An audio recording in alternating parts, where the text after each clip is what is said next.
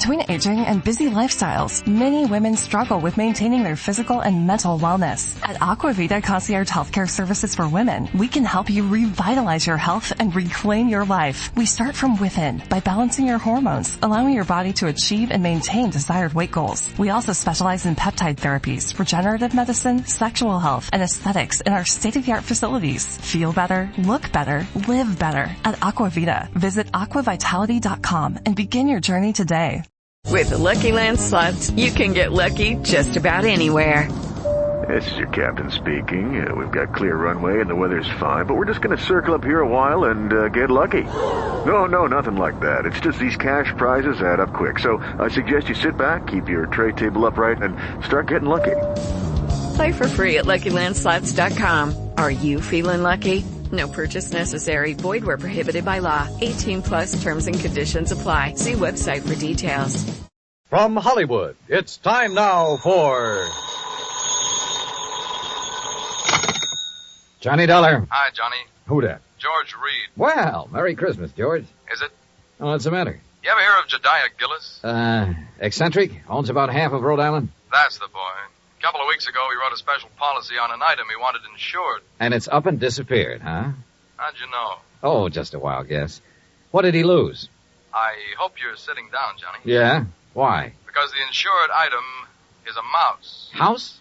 Mouse. What?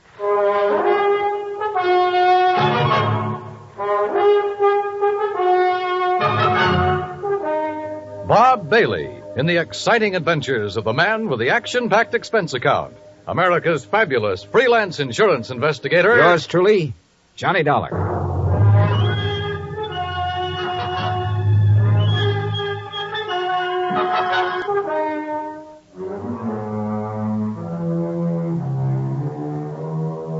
Expense account submitted by Special Investigator Johnny Dollar to Floyd's of England, American Branch Office, 443 North 15th Street, Hartford, Connecticut. The following is an account of expenses incurred during my investigation of the missing mouse matter.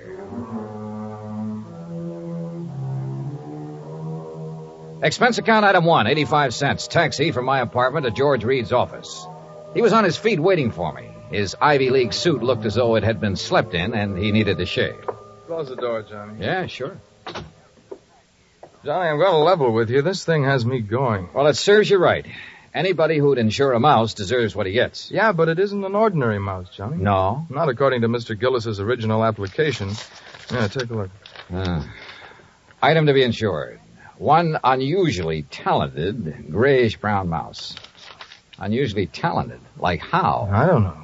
What? I tried to find out, but Gillis wouldn't tell me. And still you issued the policy. You know our company, Johnny. We have a reputation for insuring almost anything, but we have to draw the line occasionally, and we would have here, except for one thing. What's that? And believe me, it better be good. It is. Gillis carries all of his insurance with us. Yeah, but even so. Just one of his several policies is a straight life for $350,000. Wow, king-size premiums, huh? Exactly. So when he called asking us to insure this fellow's mouse for a few weeks... Wait a minute. Gillis doesn't own it? No. Well, who does? It belongs to a friend of his, a man named Glazer. He's spending the holidays with Gillis. Gillis didn't want to be responsible if something happened to Glazer's mouse while he's there, so he asked us to write the policy. How much did you insure it for? All the company would allow, $5,000. Oh, now, George, you think I want to get all worked up over a lousy $5,000 loss? What kind of a commission can I possibly make on that? Look, give me a chance to finish, will you? All right, but only because it's Christmas. All right. Late last night, I received a call from Gillis. He wanted to know whom we considered the best investigator in this part of the country. When I told him, he told me about the mouse and insisted I send you up to help look for it. No, George, I'm sorry, but I'm going to pass. I've handled some screwy cases in my time, but this is... Please wait till I finish, will you? I told Gillis you wouldn't be interested. That's when he started putting on the squeeze. Squeeze? How do you mean? He said if I didn't get you, he'd cancel his policy. Oh, come on. You don't believe that, do you? I don't know what to believe. Gillis is a screwball of the first water. We've known that for a long time, and frankly, I'd rather not take a chance. Well, you've got to. Maybe not. I've received an okay from upstairs. On this one, you can write your own ticket. Well, why didn't you say so in the first place? You didn't give me a chance. Look, there's a train for Providence at 3:30. Here's Gillis's address. He wants you to stay with him. That'll cost more, Georgie. It figures. Merry Christmas, Johnny. Same to you, Santa Claus.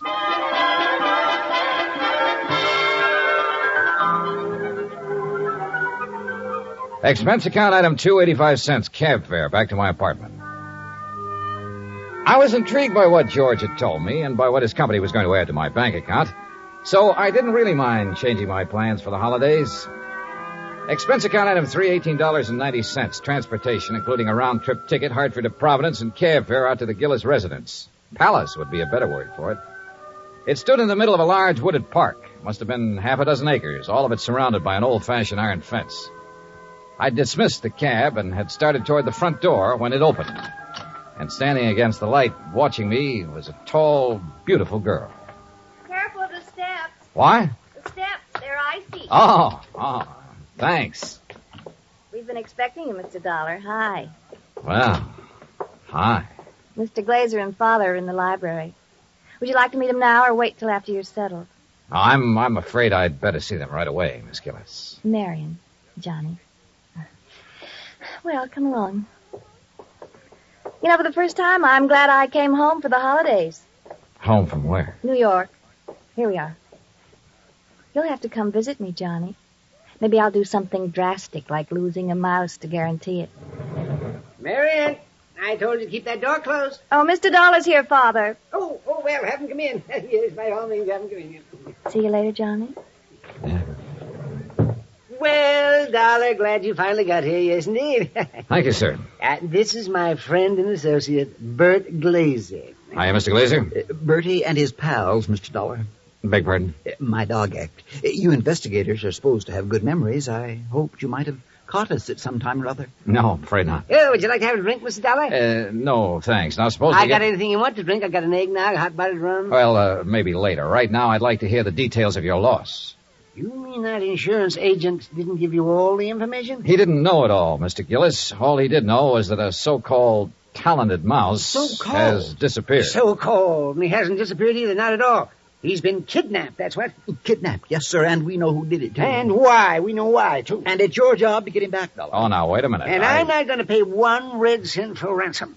Not 1 cent. Not 1 cent. Okay. But what makes you so sure the mouse was kidnapped? Well, I'm afraid I can't tell you that without Bert's permission. Well, Mr. Glazer? Well, if we tell you, we must have your solemn promise you won't repeat it to anybody until Christmas Day. Well, I'm not sure I can do that. If you can't, we don't open our mouths. Right. Well? Okay. Till Christmas Day. Good. Dollar. Suppose I told you Gulliver was worth at least $50,000. Gulliver? The missing mouse. Oh. You'd be surprised if I said he was worth that much? Depends. You claim he's talented. Does that have something to do with this valuation you put on him? Something. Oh, it has everything to do with it. Yes, sir. Well, what does Gulliver do that other mice can't? Nothing. But it's how he does it that counts. How he does what? Sings. What? Can't you hear the man, Miss Della? Can't you hear him? Gulliver sings. He carries a tune. You know. With the clarity of a clarion, the fervor of a female opera star, and the tone of a tenor. That's how we plan to bill him. I see. But he doesn't believe us. Oh, now, wait. I didn't say that. There's no need to. We can tell by your face. Can't we, Bert? But a mouse. Mr. Dollar, it is a scientific fact that mice sing. Mice sing? Well-known magazines have published articles proving it. Unfortunately, most of them sing in a scale too high for human hearing. But not Gulliver. But not Gulliver. Yeah, that's right.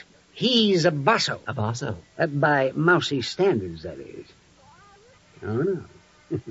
No, Bert, he still doesn't believe us. Very well, Jedediah, there is only one thing to do. There's only one thing to do. You follow us, Dollar. We'll erase the doubt in your mind forever. I took a good look at Bert Glazer, then reluctantly followed the two of them out of the library and down a long hall. At the moment, this thing had all the earmarks of a good old-fashioned con game. Or better still, a benefit on behalf of Bert Glazer with Josiah Gillis and Floyd's of England as the sole cash contributors.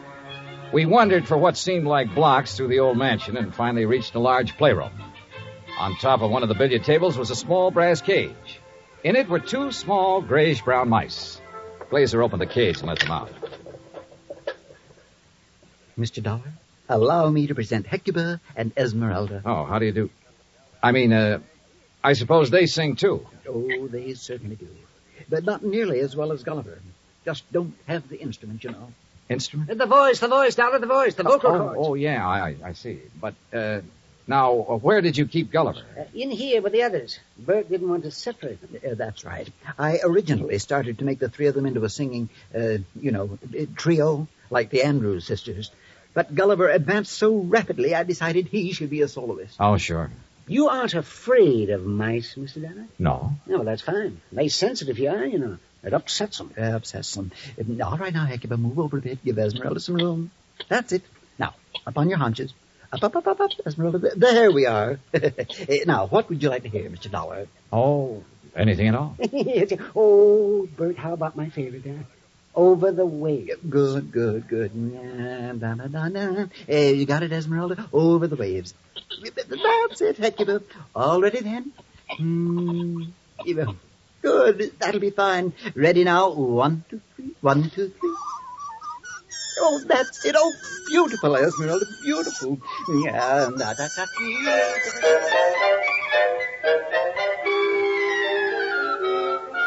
Well, I won't say I was convinced, but I won't say I wasn't. But I will say those mice were singing something, or giving a mighty good imitation of it. We returned to the library, and this time I sampled the eggnog liberally. Is that all right, Dollar? Oh, fine, thanks. Well, Dollar, you know now why we believe Gulliver was kidnapped? Well, I'm not sure.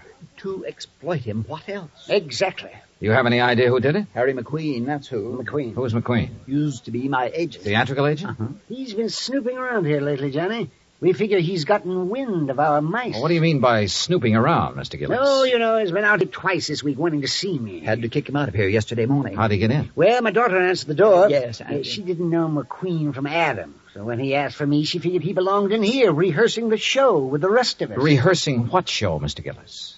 What show? What? The show for the Children's Hospital. Jodiah puts one on for the sick kids every Christmas Eve. Of course. You know, Dollar, variety act of Santa Claus. This year, though, we got a radio hookup. Go all over the state. And Gulliver, well, he was going to headline. And that's why I sent for you, Dollar. I figured you can get him back by tomorrow afternoon if anybody can. How long was McQueen in here before you noticed him? Long enough to lift Gulliver. This was our dress rehearsal, Dollar. We'd asked some of the kids from around the neighborhood in to watch, so it was pretty crowded. Where were the mice during the rehearsal? Well, that's where I made my mistake. What do you mean? We were keeping them a secret till the real show. Well, where were they? In their cage, over there on the mantel. Now, we were using this part of the room for the stage, so McQueen could have just reached in and taken Gulliver without us seeing him. Now, what makes you so sure McQueen did it? We told you. Besides, who else would want him? Who else? And it was right after I kicked him out of here that I discovered Gulliver was missing. What'd you do then? I called off the rehearsal and started searching for him. McQueen? Big Gulliver. And I put in a telephone call to the Providence house where McQueen was staying. Did you talk to him? Nope. They said he checked out. After questioning them for a while, I finally had a nightcap with Jediah, then went to the phone in the hall and made some calls, including one to George Reed. Well, how's it going, Johnny? It's not. That's why I'm calling. Look, they think a theatrical agent named Harry McQueen stole the mouse. He has offices in Boston and New York. Now, I placed a person-to-person call to both offices, but with tomorrow Christmas Eve, he might not get the message. So, what do you want me to do? Find out his home number. Ask him to call me here. Okay. Anything else? Hello? Johnny? Johnny, you there? Yeah. And so is a cat. What? A big yellow cat. What's so unusual about that? Oh, nothing. Except he's got a grayish-brown mouse between his two front paws.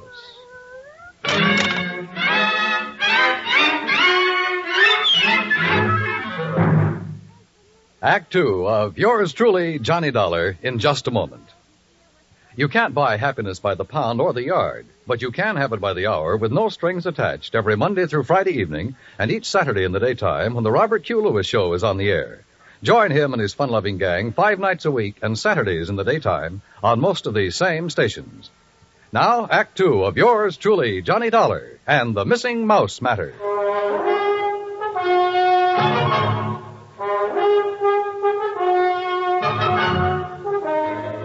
I was standing in the hall of Jediah Gillis's home looking at a big yellow cat that had a mouse between its two front paws.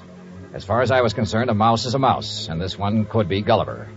I cut short my phone conversation with Jordan Reed, then started toward the cat. Here, kitty. Here, kitty, kitty. Nice, kitty. Pretty kitty. Mama, Here, kitty. Mama, where are you? Here, kitty, kitty. That's a good kitty. Now, kitty, let me have the little mouse. Mama, you naughty cat, where... Oh, This cannibal belong to you, Marion? yes, I promised Father I'd... What do you mean, cannibal? Take a look. Oh, no. Oh, yes. And he's very, very dead. Oh, you don't think it's Gulliver, do you? Well, Mr. Glazer will have to identify him. And if he is, well, that's that. Oh, no, Johnny. What do you mean? Oh, Johnny, please, you don't have to tell him, do you? Well, sure. If it's Gulliver, this thing's cleared up. If it's not, your Rama gets a reward for being a good mouser. Oh, Johnny, please. Dad almost had a fit when I arrived here with Rama. He made me promise to keep him in my room. This the only time he's been out? Well, no. Oh. He was out for a little while yesterday while they were rehearsing. I didn't notice he was gone till after lunch. Then the corpse could be Gulliver's. Oh, Johnny, if it is, there's nothing we can do about it now. And if you tell my father, besides making him angry, it'll break his heart. All right. I won't say anything until tomorrow night. Oh, thanks, Johnny. Night. Good night.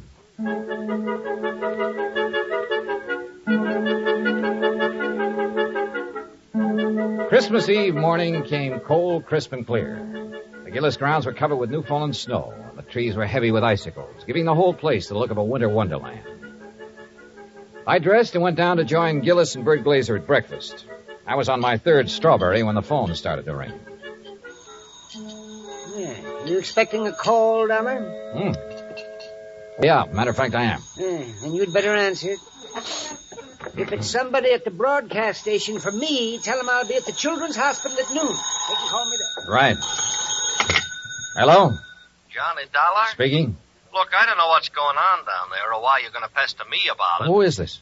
Harry McQueen, who did you think? Well, I wasn't sure. Well, your friend Reed got me out of bed this morning, Dollar. He told me you wanted to ask me some questions about a mouse that's missing from Jediah Gillis's place. Hey, that's right. What do you know about it? Well, I've done a lot of pilfering in my time. I've taken towels from hotels from Maine to Miami and Seattle to Bridgeport. But I never had to stoop so low as to steal a mouse from any hotel, garbage dump, trap, or field. Do I make myself clear? Perfectly. Except for one thing. Yeah? This particular mouse was a performer. Was a what? He was trained, did tricks. Still doesn't interest me. Well, then why were you trying to see Mr. Gillis? To get some of my people on his Christmas show. Anything wrong with that? No. There'll be a lot of publicity about it. Would have done him a lot of good. And you're sure you weren't interested in the mouse? Look, Dollar, when I went into this business 18 years ago, I swore then I'd never handle kids, belly dances, or animal acts. But you handled Bert Glazer's dog act. Is what? Dog act, Bertie and his Oh, pals. somebody's feeding you a line, Dollar. That act was Bill Bertie and his pal, and the pal is a dummy. Glazer's a top-notch ventriloquist. He's a master. You hear me, Dollar? Yeah, Harry. I hear you fine. I had to do some thinking, so I put on my coat and went outside for a walk around that wooded park. What I had just learned about Glazer confirmed what my instinct, my common sense, had been telling me all along. Except for one thing. The performance given by Hecuba and Esmeralda the night before. If Glazer had been doing the singing for those two mice, he was a master ventriloquist. Which was exactly what Harry McQueen said he was. I'd started back toward the house, wondering if I should get Jediah aside now and tell him or wait until after the show, when something soft and cold hit me on the back of the head. Hey! Sorry, Johnny, I couldn't resist such a serious target. Anything new? Well, if you mean have I found Gulliver, the singing mouse, no. Dad told me to tell you if Gulliver does turn up before 1:15, rush him over to the hospital. Yeah, sure. But I think that's extremely unlikely. You think Rama got him, don't you? If he did, he got a very ordinary mouse. He didn't get one that sings. I'm afraid I lost you. Doesn't matter. Oh, now I wonder what he wants. Who? That boy on the porch. Oh, well, if this was Hartford, I'd say he was the paper boy coming around to collect. Well, it's not Hartford, and he's not a paper boy because Dad doesn't subscribe to anything but Fortune. Oh, well, then he's selling something. Well, if he is, he's not going to give us a chance to buy any. Johnny, looks like we scared him off. That's funny. Hey! Hey, come back! He sure tore out of here when he saw us. Wonder what he wanted.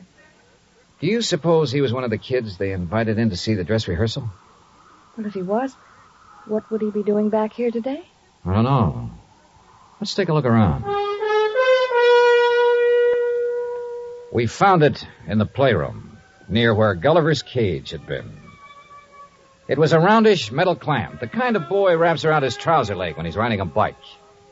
I was about to call the hospital and ask Jediah for a list of all the kids they'd invited to the rehearsal when the front doorbell rang. Johnny, it's that boy again. Better let me get in. Hi. Hi. I was over here to see the show the other day. Oh? Yeah. You see it? No, I wasn't here then. Oh. Gee, sure is cold. Yeah, sure is. Oh, why don't you come in and get warm? Oh, no, that's okay. No, come on. Nobody's here. No? Okay. Yeah, sure, come on.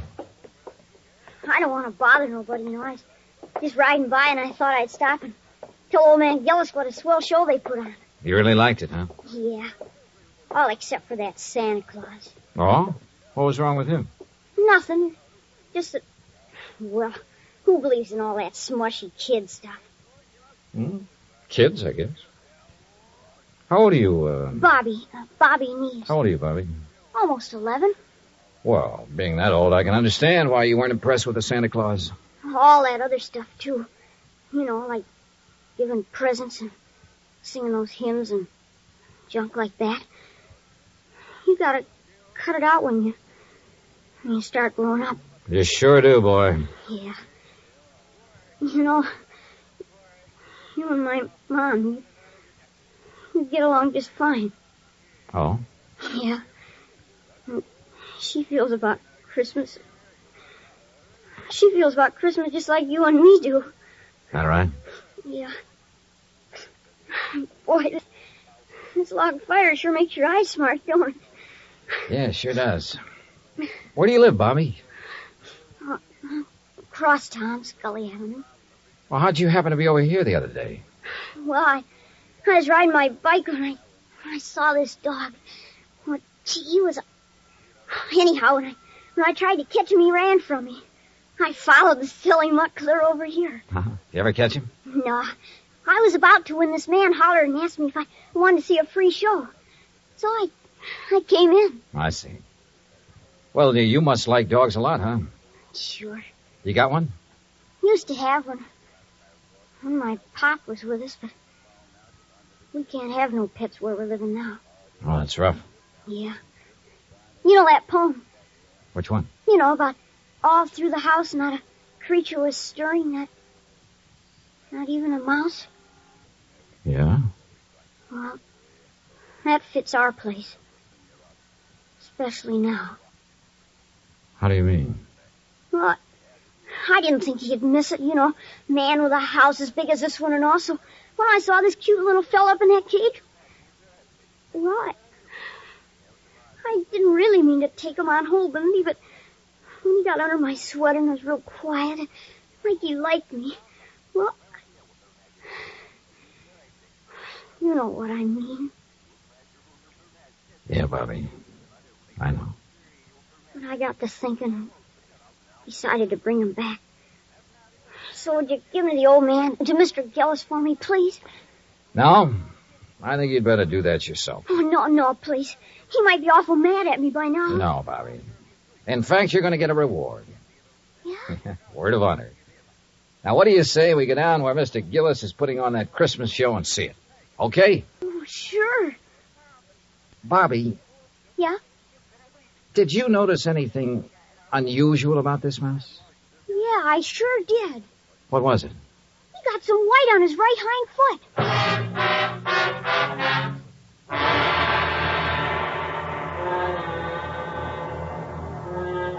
Expense account item 4, $1.60, cab fare from the Gillis residence to the Children's Hospital for Marion, Bobby, and myself. Inside, we followed the sound of children laughing and reached the auditorium.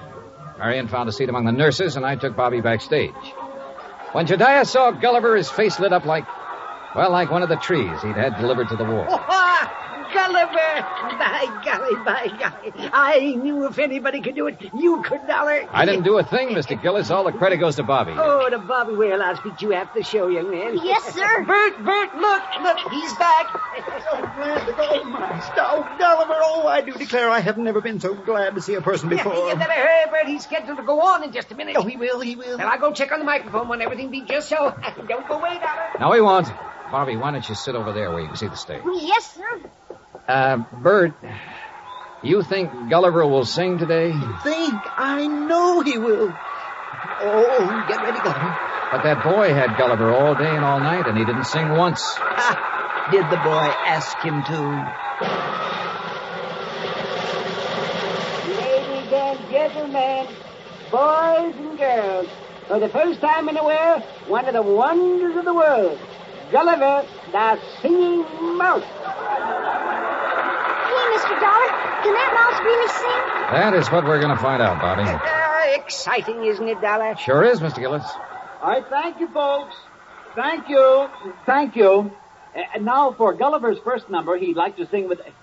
what's that, Gulliver? I see. He's going to sing Jingle Bells. But he wants me to get off stage so everybody will know it's really him doing it and not me. Thank you. Is he all right, Bert? Oh, fine. Just feeling his out. Well, why doesn't he start? He's going to. Listen.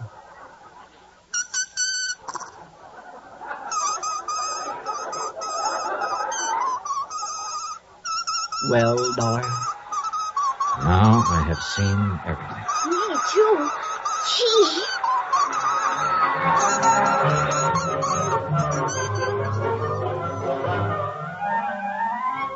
Bert Glazer had a logical answer for having lied about his old vaudeville act. He knew I wouldn't believe the mice could really sing if I'd known he was a ventriloquist. And well, after all, yet sometimes... Expense account total, including cab fare, Hartford Station to my apartment, $38.20. As for my separate and additional fee, as agreed upon before I took this matter, well, there's a boy named Bobby Neves who lives on Scully Avenue over in Providence. See that he gets it, huh? Yours truly, Johnny Dollar.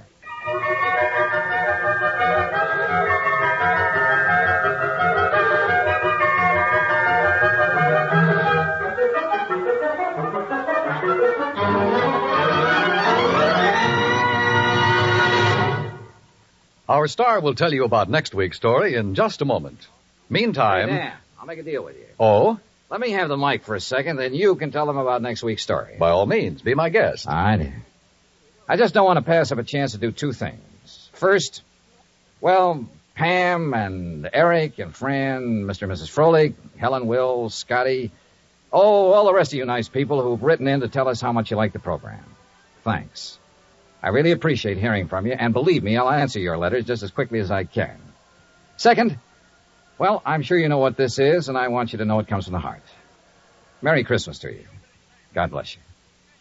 Now, next week, the case of a prize fighter who could win only by losing, because his life depended on it. Right. Join us, won't you? Yours truly, Johnny Dollar. Yours truly, Johnny Dollar, starring Bob Bailey, originates in Hollywood. It is written by Charles B. Smith and produced and directed by Jack Johnstone. Heard in our cast were Mary Jane Croft, Howard McNear, Parley Bear, G. Stanley Jones, Bill James, Lawrence Dobkin, and Richard Beals. Musical supervision is by Amerigo Marino. Be sure to join us next week, same time and station, for another exciting story of yours truly, Johnny Dollar. Dan Cubberly speaking.